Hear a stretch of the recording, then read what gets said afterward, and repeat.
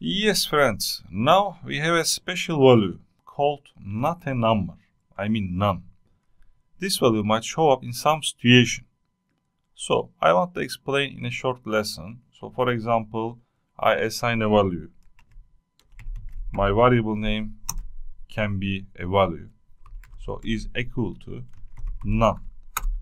I'm writing none. So, what is none? What's this data type? So, if the value, this value, is not a string, is not an integer, is not a boolean, is nothing. In short, it's not a regular data type. So I want to print it none value on the screen.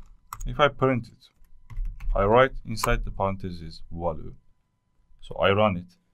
You see none on the screen. So what's the data type?